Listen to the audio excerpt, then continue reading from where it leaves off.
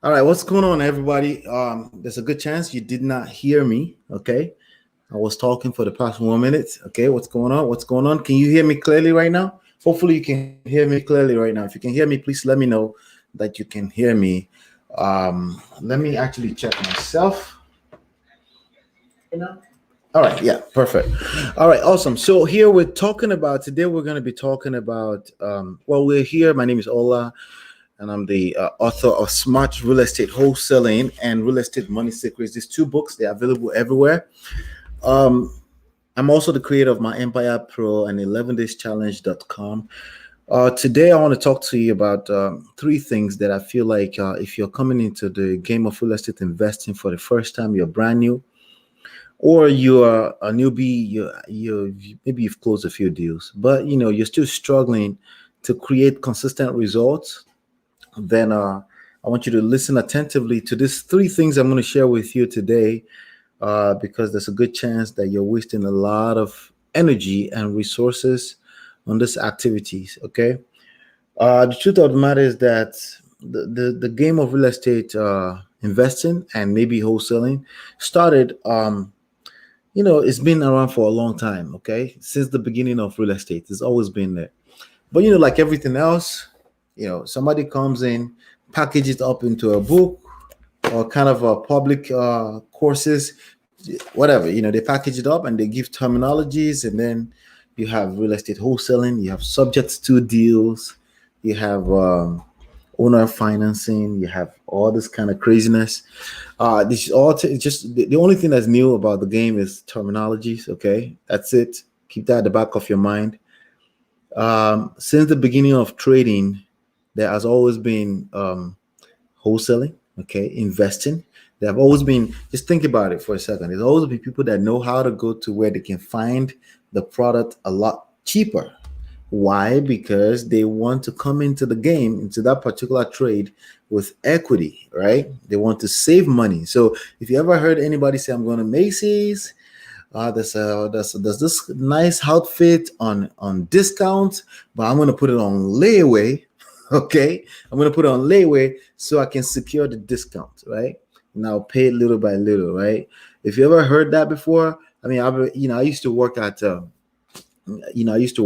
when I first came to New Jersey, 1998. I worked at Macy's maybe for about three months or something like that.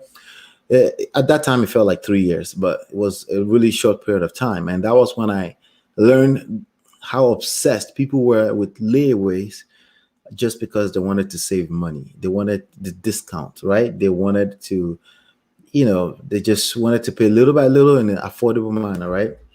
So since the beginning of the history of trade, I mean, if we could go back, wholesaling has always been a thing. Okay, just like you had retail, you have wholesale. Retail means you're the end buyer. I'm basically offering you the deal. I'm offering you the product or the service at the most amount of money that it will be available for in the market on that day, at that moment, right? But on the flip side of that is wholesaling, meaning you pay less. You pay a lot less than what they sell it for in the public. Everyone goes there market or in the mall, right? That's what you call wholesaling. So you think about pawn shop, you think about thrift stores and things like that, where you get to pick up things a lot cheaper. So not to bore you out with real estate history here, I'm just letting you know there's nothing new about this. Terminologies are the only thing that are new, the technical terms. Okay, subject to deals, how you cut a deal, how do you create term deals in real estate? Those things have always been there. People have always made deals, but you're probably learning about it for the first time, maybe for the first time in the last few years, right? Nothing wrong with that. I just want to let you know, okay, before you attack me with, hey, but this guru said this said that, they said you should do this, you should do that. I'm telling you right now, don't overthink this business. Okay, first, you need education. You need to be educated on why people make so much money in the game. Okay, that's the first thing. You need to be educated on why it works and how you can put that in your advantage, or on how you can work that into your advantage. That's what you need to focus on, nothing else.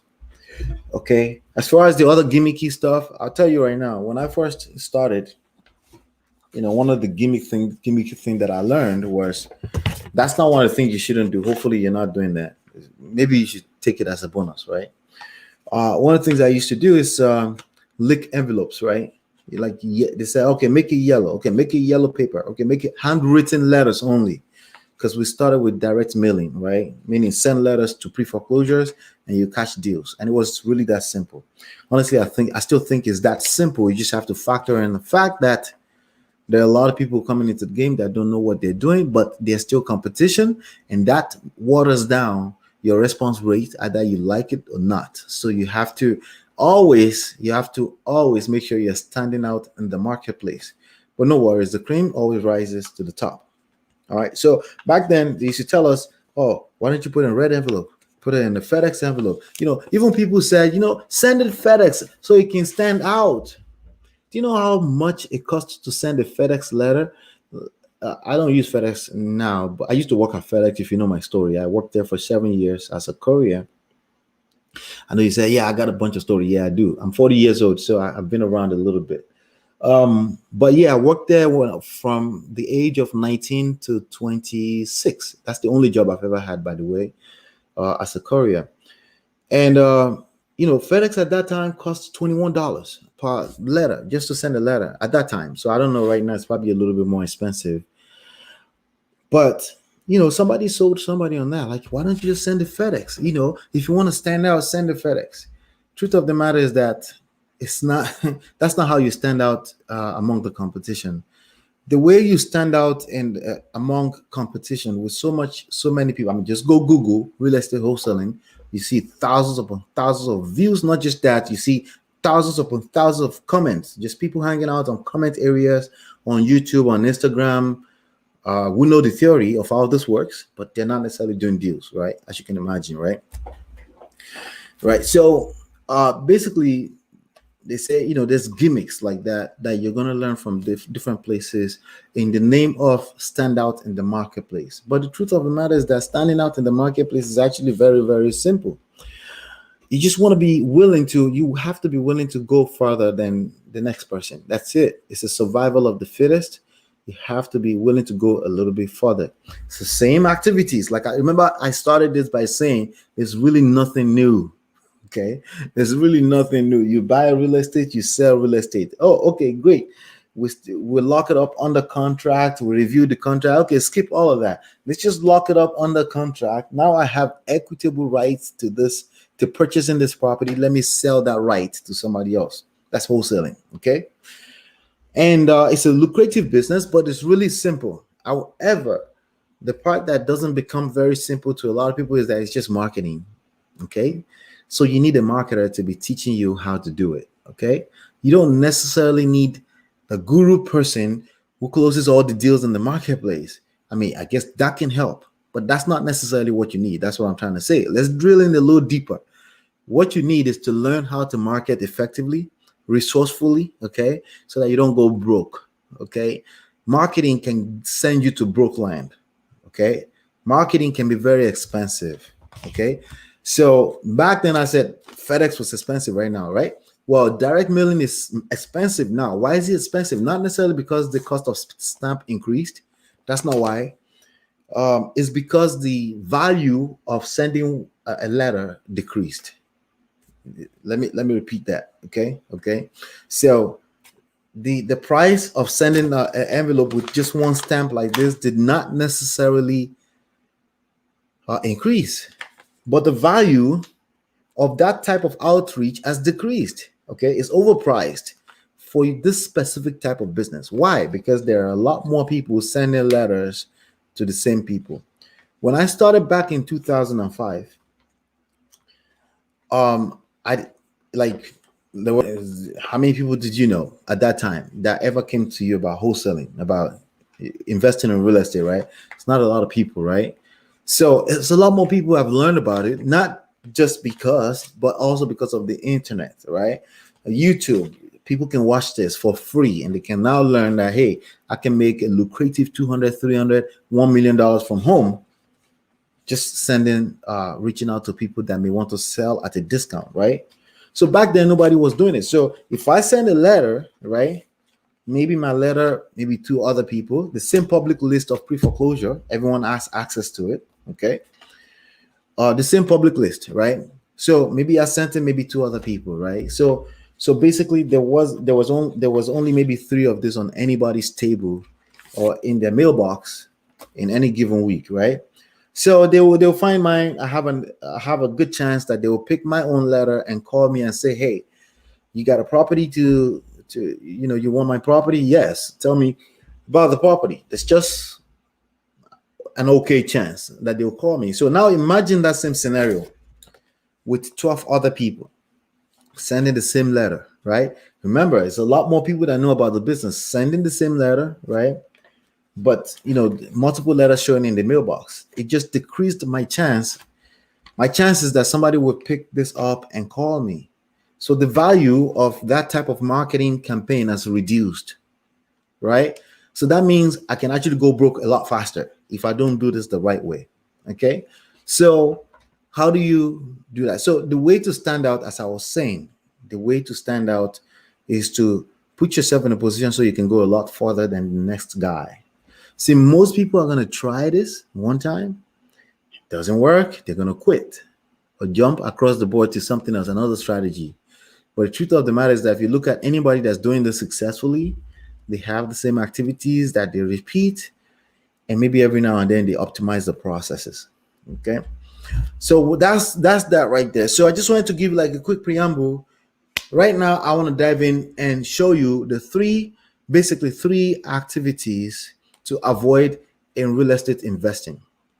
You want to make sure you're avoiding these three activities because there are a lot of people paying for courses that are outdated. Okay.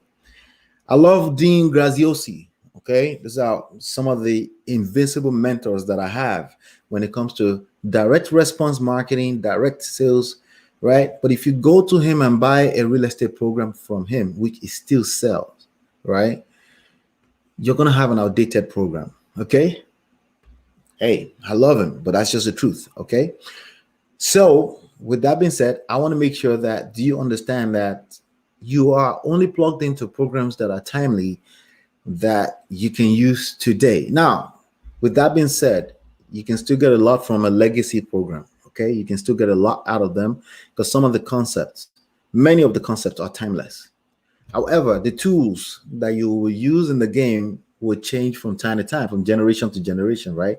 Why? For obvious reasons, because leverage, we're all obsessed with leverage. You want to do things faster, want to do things easier, want to do it simpler, right?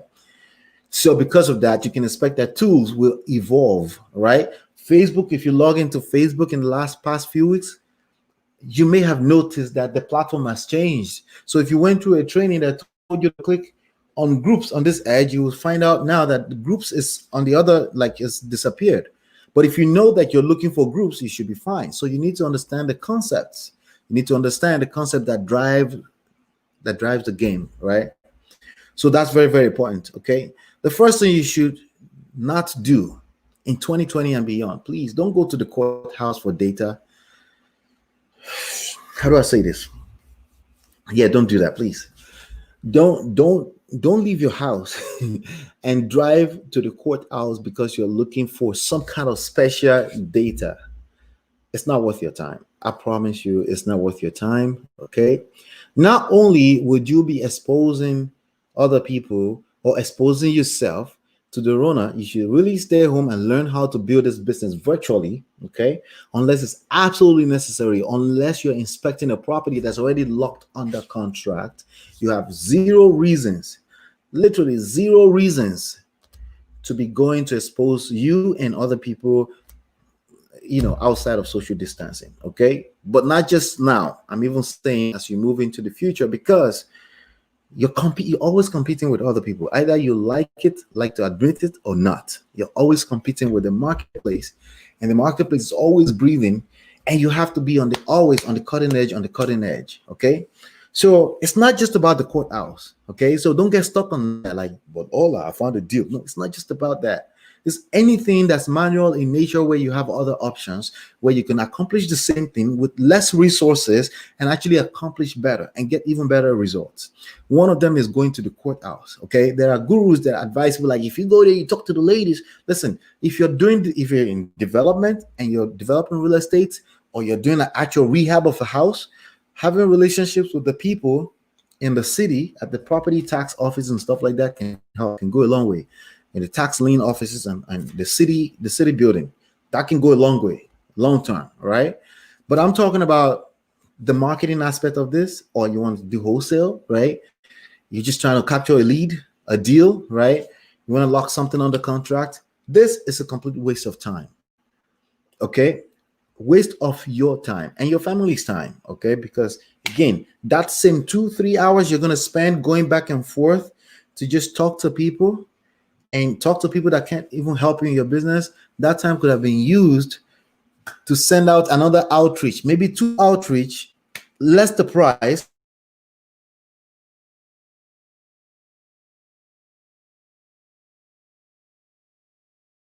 If you start,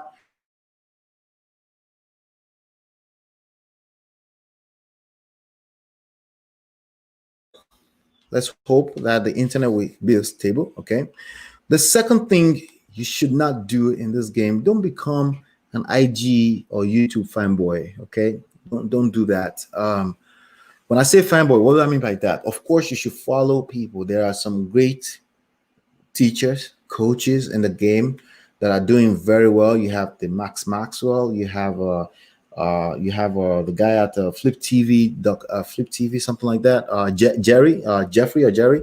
You have the Sean Terrys. You have there's a lot of people that you can gain a lot from just by watching their videos. Okay, but what I've noticed recently, chances are you're not one of them. But just in case there's a chance you could become one of them, don't go in the YouTube comment area and start going back and forth with people arguing about theory. Okay, it's a waste of your time. It's a waste of your time. I don't know if I needed to say this because I feel like my audience is a little bit more sophisticated. Nothing against everybody else, but I just feel like my audience is a lot more sophisticated in the game than everybody else.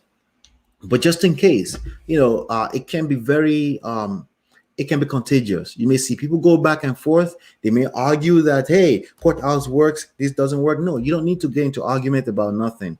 All you have to do in this game is just figure out what lane you belong in and stick to it. Remember, it's about the people that can go the farthest. Okay, so every resources in the form of time, money, or energy counts. Okay, that 1 second you're going to spend, I said 1 second, usually it's about 20-30 minutes you're going to spend arguing about nothing in a comment area, right? But let's just say 1 second. That 1 second could be the split second between you and a deal. Okay, but you want to make sure you're spending your time doing the right thing. If you're too bored, pick up a book. Pick up a book on selling. Pick up a book on seduction. Pick up a book on the heart of the deal, whatever. Okay, all right, and that's what you need to be focused on. So while it's okay to watch YouTube's on video. I do have my favorite channels that I watch. They're usually not wholesale related stuff or real estate investing. They're just entertaining stuff where I could just relax my brain and don't have to think. But while it's okay to even have YouTube mentors where you can just read between the lines and not, just make sure you're not wasting your energy commenting back and forth with people like that. It's a waste of time. Okay, it's a waste of time. Most people that hang out in the comment areas, they're not about this business.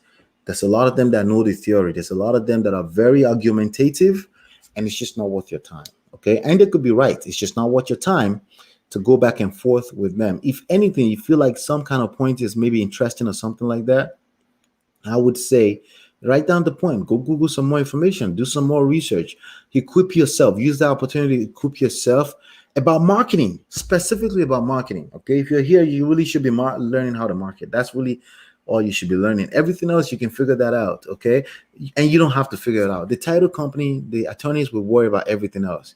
All you really need to focus on, if you're here hanging out with me with respect to real estate, is marketing, smart real estate wholesaling. Okay, resources. That's all you should be worried about. All right. So let's go to number 3.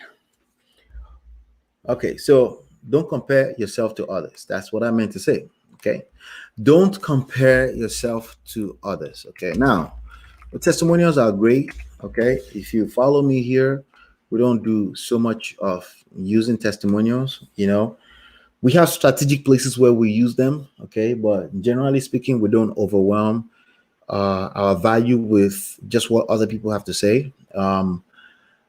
Because I don't think it's necessary. Now, some people may argue, say, hey, you could sell more. I guess that's actually true. I'm not gonna knock. That's ancient. That's actually ancient wisdom. Okay, testimonial make other people feel like they can relate and they should join too. That's true. Okay, but we use them in strategic places. But you will see many gurus will overuse them. They will bombard the pages with testimonials, and basically you forgot why you want to buy what you're buying, and you forgot what you're about to buy. But the testimonials sound so good, you feel like you need to join, right? So, but what it does is that over long run is that when you start really becoming a fan of this game, okay, you see other people's success stories, and that will make you feel like, what is it they're doing? Okay, they're doing probate over there, let me try probate too, right? They're doing high equity over there, let me try that too. They're doing pre-foreclosures over there, let me try that too. And there's this myth that gets built up inside of you. Like, it's not even their fault, it's your fault, honestly, but thank God I'm sharing it with you right now, right? There's this myth that start building up in you that they must be doing something better with their own list. Maybe it's just their list that's better, right? And then before you find out, you've switched strategies and you've changed, and then you're frustrated. And most of my frustration, I'll tell you right now, over the years came from me simply not being consistent with my process. Okay, I'll give you a case in point. It's not easy. Like, what I'm saying is actually easier said than done, but I should share it anyway, because at least you can remember that I shared this with you once upon a time, right?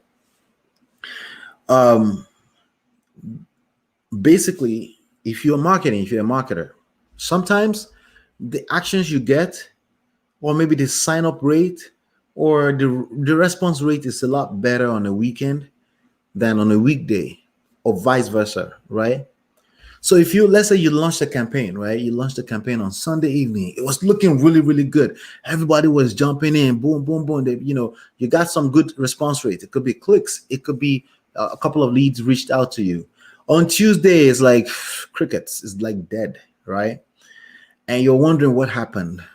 And it just so happened simultaneously, another guru was sharing a testimonial of somebody who just drove for dollars, and they're now a multimillionaire because they are driving for dollars.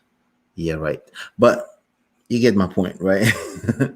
So now you find yourself, and then you're like, you know what? Let me turn off all my campaign. Let me go drive for dollar a little bit. Maybe I'll catch a deal. The key word there is maybe. Basically, your strategy at that point is luck, and you're hoping. Luck and hope, right? And it all started with you comparing yourself to others. Listen, all you need to do about this game is learn how to do your first outreach. Repeat that over and over and over again until you close your first deal. Remember, I said outreach. I didn't say data collection. Data collection is just a hobby, okay? As far as I'm concerned, at some point, you're going to have to get into outreach, meaning you're actively reaching out to people. If you remember the stages, stage one, getting stuck on stage one is useless. Okay, so don't do that to yourself. Don't get stuck on stage one. All right. You need to advance to actually reaching out to people. You need to be talking to people, or putting out baits that allow people to reach out to you, to talk to you. I prefer the second. Okay, it's called fishing. Okay, I prefer putting out baits, and then it's so valuable, they reach out to me to ask for more information, or to say, you know what, I want to sign up. This sound extremely valuable to me. That's what you're looking for. That's what you should be advancing to that at some point. But what happens is that most people get stuck on stage one. And why? Because they it's like dopamine. They actually get some kind of engagement, enjoyment from just looking at people at the bottom of the pyramid. Everybody's hanging out, and then boom, a testimonial. By the way, that was the first deal of that person. So they don't really know the game, right? Just because you closed one deal doesn't mean you know the game. You just don't know the game. How? Why not? You just close the deal. You just don't know the game. You don't know what you don't know, right? Because you need multiple samples before you can really validate the statistics, right? All right. So don't compare yourself to others. You need to understand that your lane is your lane. Learn the science, the fundamentals of why this work, what you need to do, how to do it. Okay. Execute. Do that over and over again. Wherever you got that from, you want to be able to answer a few questions. They can answer your question. You want to make sure you put yourself in a position where you can get your questions answered. Because again, a lot of the obstacles you're going to encounter, you can't even comprehend yet, because that's going to come with experience. But you don't get to experience unless you start to execute first. Okay. Don't compare yourself to others. Lock in, be a professional, understand that this is a real game like any other. Okay. Don't treat this like you paid $25,000 for it. I don't care how much you paid for it. Like right now, you're probably watching this video for free. Treat it like you paid $25,000 to be here, and then it to pay you $25,000, and you treat it like it's free, then you get what you get. Okay. All right. So the last one that I wanted to share with us, a bonus here. The bonus is don't personally drive for dollars. Okay. So let me put don't. So I was supposed to say, okay, so these are the things you shouldn't do. Okay, the things you shouldn't do. Okay, don't personally drive for dollars. Okay, all right. So I don't personally. I think driving for dollars is such a, I think it's such a, it's just dirty. It's just dirty way of getting the business. Okay, and it doesn't spell out, like, I'm not attracted to it. I'll be honest with you. I'm not attracted to that strategy at all. But people do get lucky with it. And you can increase your luck with driving for dollars by making sure you're not the one driving for dollars. If you want to hire, you want to set up a system to hire and recruit and fire, hire, recruit, fire. If you can set up a system to do that while other people do that for you, regardless of how bad the attrition rate is, like, most people are going to quit on you. Okay. But if you can do that, then absolutely do what you have to do. But personally driving for dollars, don't do it. It's not worth your time. You're better off going to a job and just enjoying life. Okay, that's all I have for you on this episode right now. And of course, for the best education and mentorship access in the industry, you can go to 11dayschallenge.com. And I want to encourage those of you that already joined, challenge other people. There's a place where you can grab a link and challenge other people to join you on the journey as well too. And you can make money in that. You can make money along the way as you do that. All right. That's all I have for you on this episode. Hopefully you've been enlightened and educated. I'll see you tomorrow. By the way, I'm here Tuesday, Wednesday, Thursdays from 4 to 4:30 p.m. But subscribe to the channel. Give us thumbs up. The goal today is 5. So let's get to that and do that. And I'll see you on the next one. Peace.